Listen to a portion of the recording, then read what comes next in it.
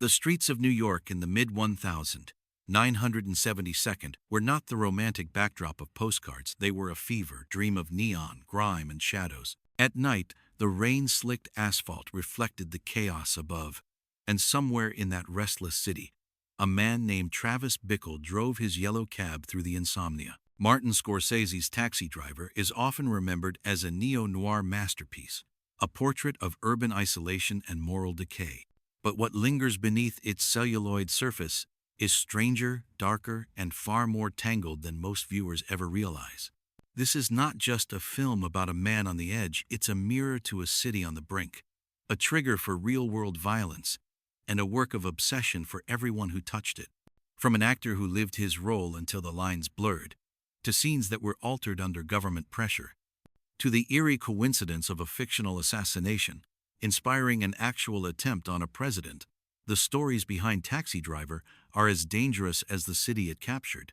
These are 20 weird facts you didn't know about Taxi Driver, each one a fragment of the unsettling mosaic behind the film, waiting to pull you deeper into its sleepless, unblinking gaze. Fact number 1. The 2 weeks in the driver's seat.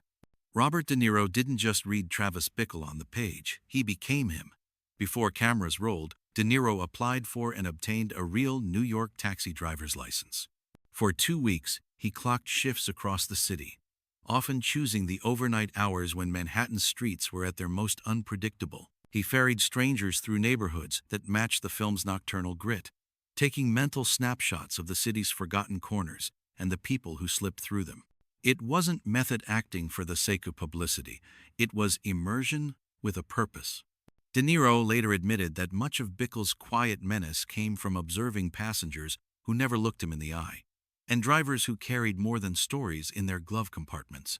The experience left him fluent in the rhythms of a cabbie's night, something no studio set could have replicated. By the time the cameras rolled, he didn't have to imagine the cab. He knew its smells, its loneliness, and the way the meters ticking could feel like a heartbeat in the dark. Fact number 2. A script born in isolation.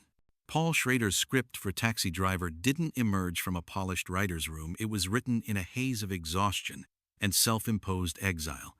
In the early 72nd, Schrader was living out of his car, estranged from friends and family, battling chronic insomnia.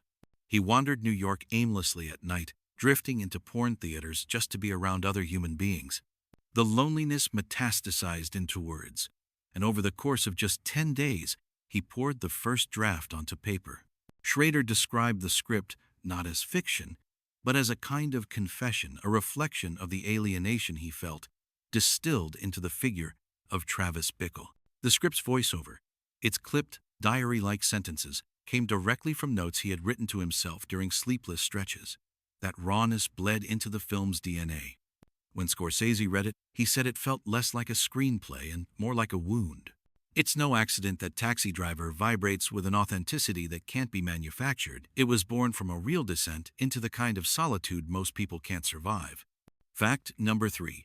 The director in the passenger seat. In one of the film's most unsettling moments, Travis Bickle drives a passenger, played by Martin Scorsese himself, who sits in the back seat describing in chilling detail how he plans to murder his unfaithful wife. This cameo wasn't in the original plan. Another actor was supposed to play the role, but a scheduling conflict forced Scorsese to step in. Nervous at first, he decided to lean into the discomfort, speaking the lines with a kind of quiet rage that makes the scene so disturbing. The result is more than a director's vanity cameo, it's a moment that collapses the barrier between creator and creation. Scorsese later said he regretted how easy it was to channel the character's venom. Watching it now, knowing the director's own face is delivering those words, the scene feels almost voyeuristic, as if we've caught the filmmaker revealing something he wasn't supposed to. Fact. Fear. Harvey Keitel's street education. Harvey Keitel was no stranger to playing men on society's fringes. But for his role as Sport, the manipulative pimp, he took preparation to unsettling depths. He spent time with real-life pimps in New York, learning their slang, their posture, even how they negotiated with potential clients. Keitel rewrote parts of his dialogue to reflect the rhythms he heard on the street, adding a sickly charm that made Sport both repellent and strangely magnetic. One infamous scene where he dances with Iris, Jodie Foster, in a dimly lit apartment wasn't in the script. Keitel improvised it on the spot, turning what could have been a simple exchange into something deeply disturbing. Scorsese kept it, saying it was the moment that made the audience truly understand the power sport held over her. Keitel's immersion blurred the line between actor and predator, giving the character a realism that's hard to shake. Fact number 5. The colors of violence. The film's climactic shootout was originally intended to be shown in full, unflinching detail, bright, visceral, and bloody. But when the Motion Picture Association of America, MPAA, threatened to give Taxi Driver an X rating, Scorsese faced a choice: cut the scene entirely, or find a way to keep it while appeasing the censors. His solution was deceptively simple. He desaturated the colors, giving the blood a darker, almost rusty tone. This muted palette passed the censors' scrutiny, while paradoxically making the violence feel even more unsettling. Viewers weren't confronted with garish red splashes. Instead, they saw something that felt real, ugly, and uncinematic. Scorsese later admitted he preferred the altered version, saying it fit the film's grimy, feverish tone better than the original bright blood ever could. The scene remains one of cinema's most haunting examples of how constraint can breed something more powerful than excess. Fact number 6. Bernard Herrmann's final score. Bernard Herrmann, the legendary composer behind classics like Psycho and Vertigo, agreed to score Taxi Driver after reading the script and sensing its dangerous pulse. He brought a jazz-infused noir sound that became as integral to the film's identity as De Niro's performance. But there's a ghostly weight to the music. Herrmann finished recording the final cues late one night, went home, and died in his sleep just hours later. Scorsese dedicated the film to him, knowing they had captured his final artistic breath on tape. The music's alternation between sultry saxophone and pounding brass mirrors Travis Bickle's descent, a blend of seduction and threat. Listening to it now, it's hard not to hear it as a swan song, the last notes of a master whose career began in Hollywood's golden age and ended with the gritty realism of New York's mean streets. Fact number 7. Gun tricks in the dark. To make Travis Bickle's obsession with firearms believable, De Niro trained extensively in quick-draw techniques and concealed carry. He learned to disassemble and reassemble his weapons in near-total darkness, sometimes while blindfolded, to mimic the muscle memory of someone who lived with them daily. The custom sleeve rig he uses to slide a gun into his hand was designed by a real weapons expert, and De Niro spent days perfecting the snap and recoil.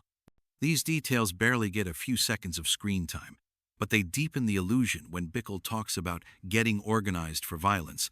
The audience feels he's capable of it. The skill wasn't just for show. Scorsese wanted every gesture to be grounded in reality, so that when the violence came, it carried the cold precision of someone who had practiced it endlessly. Fact number 8. You talking to me? Wasn't in the script? The most famous line in Taxi Driver, and one of the most quoted in film history, wasn't written by Paul Schrader. During filming, Scorsese asked De Niro to fill some time in front of a mirror while waiting for a camera reset. De Niro began improvising, playing with the idea of Bickle talking to an unseen threat. "You talking to me?" emerged naturally, repeated with growing menace until it became an incantation. Schrader later said the moment worked because it distilled Travis's paranoia and fragile ego into 4 words. The line's rhythm, the pauses, the slight head tilt, all pure De Niro. Ironically, it was born in a throwaway moment, yet it became the film's heartbeat, an unplanned synthesis of actor and character that audiences have been quoting and misquoting for nearly 5 decades. Fact number 9. New York didn't want the night. Shooting in New York was already complicated in the 1972nd, but Taxi Driver faced an extra hurdle. City officials initially refused to grant permits for some of the night scenes in Times Square, citing safety and the area's undesirable reputation. Scorsese, refusing to compromise, arranged to film many sequences guerrilla style, moving quickly between locations before police could intervene. Some of the film's most authentic background moments, the blurred faces, the unplanned street interactions, came from these covert shoots. The result is an unfiltered snapshot of New York's underbelly, a city that wasn't cleaned up for the camera. Looking at those frames now is like peering into a parallel universe, one that existed only in the brief window before the city began its 1,980-second transformation. Fact number 10. The insomniac's light. The mirror scene, where Travis talks to himself in his cramped apartment, is bathed in an odd, almost sickly glow. Cinematographer Michael Chapman achieved this by mimicking the quality of light that seeps into a room during the small hours, the kind that makes colors look drained, eyes look heavier, and time feels slower. He used a mix of street lamp yellows and fluorescent greens, creating an atmosphere that felt both claustrophobic and hypnotic. Chapman said he wanted the viewer to feel the weight of sleeplessness, as if they, too, had been awake for days. The lighting wasn't just aesthetic, it was psychological, a visual shorthand for Travis's mind state. That dim, unreal light turned a simple monologue into one of cinema's most haunting glimpses into isolation. Fact number 11. Under the FBI's eye. When Taxi Driver premiered in 1976, it didn't just attract critical acclaim, it drew the attention of the FBI. The Bureau had already been tracking certain films they believed could influence public unrest, and Taxi Driver's volatile mix of political cynicism, gun violence, and urban decay put it squarely on their radar. Agents reportedly attended screenings to gauge audience reactions, noting that Travis Bickle's fixation on a political figure mirrored real-life lone wolf threats. Scorsese was aware of the scrutiny and leaned into it, insisting that the film was an examination, not an endorsement, of violence. Still, the notion that his gritty character study was being dissected by federal analysts added an unintended layer of tension, making Taxi Driver not just a movie about paranoia, but a movie living under it. Fact number 12. A bullet from fiction to reality. In 1981, 5 years after the film's release, Taxi Driver became horrifyingly real. John Hinckley Jr., obsessed with actress Jodie Foster after seeing her as Iris, fixated on impressing her. His delusion led him to attempt the assassination of President Ronald Reagan. Hinckley's plan echoed Travis Bickle's fictional plot to target a political figure, even down to his weapons and preparation. The media frenzy that followed forever linked Taxi Driver to the shooting, prompting debates about art-inspiring violence. For Foster, then just 18, the incident was deeply traumatic. She avoided speaking about it for decades. The connection cemented Taxi Driver's reputation as a film whose influence extended beyond the screen into the darkest corners of reality. Fact number 13. The almost recast leading lady. Sybil Shepherd's role as Betsy, the campaign worker who becomes the object of Travis's fleeting infatuation, nearly went to someone else. Scheduling conflicts during pre-production threatened to force her out. Scorsese considered several other actresses, but Shepherd's cool, poised demeanor felt essential to the part. She ultimately rearranged her commitments to stay on board. Her aloof charisma became the perfect foil to De Niro's simmering intensity. Without her, Betsy might have been played as warmer or more conventional, which could have dulled the sting of her rejection, a rejection that propels Travis further toward his breaking point. Sometimes casting isn't just about talent, it's about the exact chemistry needed to ignite a story. Fact number 14. Filming in plain sight. Some scenes in Taxi Driver were shot without permits, not just because of city restrictions, but to capture the raw unpredictability of the streets. Extras were often real passers-by, unaware they were in a movie. In certain shots, you can spot pedestrians staring directly at the camera or glancing suspiciously at the cab. Scorsese liked these moments, arguing that they made the audience feel complicit, as if we, too, were intruding on the city's private moments. The method carried risks. De Niro once recalled a night when an actual street altercation broke out just beyond the frame, forcing the crew to keep rolling while quietly making sure no one got hurt. Those unscripted edges gave the film a texture no set could reproduce. Fact number 15. A composite of real monsters. Travis Bickle wasn't born from a single inspiration, he was stitched together from multiple real-life figures. Paul Schrader drew on Arthur Bremer, who shot presidential candidate George Wallace in 1972, as well as various news stories about Vietnam veterans struggling to re-enter civilian life. The characters' diaries, paranoia, and sudden bursts of violence mirror documented cases of socially isolated men whose disconnection curdled into rage. This blending of influences gave Bickle a disturbing plausibility. He's not a monster from another world, but an echo of people who have walked real streets. That familiarity is what makes him so unsettling and why audiences can't entirely push him away. Fact number 16. The letter that never made it. In an earlier cut of the film, Travis leaves a rambling farewell letter before embarking on his violent mission. The monologue was intended to run longer, exposing more of his disordered thinking and suicidal intent. Scorsese ultimately trimmed it down, fearing that spelling out Travis's mindset too explicitly would rob the audience of their own interpretations. The cut footage reportedly made Travis sound even more unstable, with paranoid tangents about the city rotting from the inside out.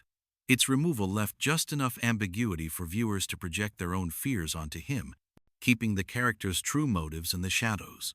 Fact number 17. Influences from far away. While Taxi Driver is firmly rooted in New York, Scorsese admitted he drew visual inspiration from outside America. He cited the moody compositions of Japanese director Masaki Kobayashi and the claustrophobic framing of certain French New Wave thrillers. The influence is most visible in how the camera lingers on empty hallways, rain-smeared windows, and sudden close-ups of faces. These techniques, borrowed and reimagined, give the film a sense of uneasy stillness between its bursts of chaos moments when the city seems to hold its breath, waiting for something to happen. Fact number 18. A body transformed. De Niro's physical transformation for the role wasn't just about acting, it was an act of controlled self-destruction. He dropped weight rapidly to give Bickle a gaunt, restless look and adjusted his diet to keep his energy erratic. The effect was subtle but powerful. His clothes hung looser, his eyes seemed sharper, and his movements had a wiry unpredictability. Crew members later said that spending long days with him during this phase felt like being around a coiled spring, not dangerous, exactly, but never fully at ease. That physical edge bled into every scene, making Bickle feel like someone whose body was as volatile as his mind. Fact number 19. Flirting with an X rating. The MPAA's objections to the final shootout weren't the only hurdle Taxi Driver faced. Early test screenings hinted that the film might be branded with the dreaded X rating, reserved for explicit or pornographic material. This was partly due to its frank portrayal of Iris, the underage prostitute played by Jodie Foster. To avoid losing mainstream distribution, Scorsese carefully navigated edits, framing, and dialogue to skirt the line without softening the film's impact. The tension between authenticity and censorship became part of the film's legacy, a work that pushed against the boundaries of what American cinema could show without crossing into outright prohibition. Fact number 20. The ending that won't settle. The film's conclusion, Travis hailed as a hero after rescuing Iris, has been debated for decades. Is it redemption? Or is it a dying man's fantasy in his final moments? Scorsese refuses to confirm either interpretation.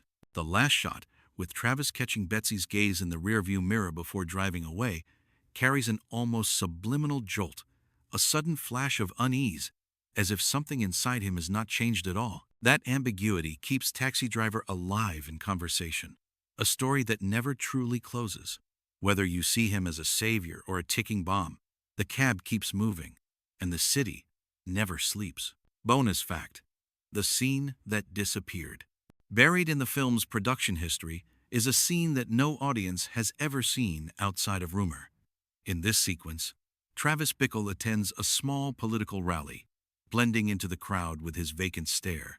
He inches closer to the stage, watching the candidate with the same cold calculation he later shows in his assassination attempt. The scene was shot in full, with extras, speeches, and a slow build of tension, but it was cut in post-production. Scorsese worried that the imagery was too direct, too eerily predictive of real-world violence. In hindsight, after the Hinckley incident, the omission feels prophetic. The negative reportedly still exists in storage, though it has never been screened publicly. It remains an unseen fragment of Taxi Driver, a reminder that even in a film famous for its intensity, there were lines the creators chose not to cross. And sometimes, what's left out can haunt more than what's shown. If the streets of Travis Bickle's New York felt uncomfortably close, maybe that's because they were never entirely fiction. 20 strange, hidden truths, and still the cab keeps moving. Which fact stayed with you after the meter stopped ticking? Tell us in the comments. And if there's another film whose shadows you want us to walk through, we're listening. Subscribe for more stories that live between the frame and the truth, because behind every reel of film, there's a world you weren't meant to see. The next ride is already waiting.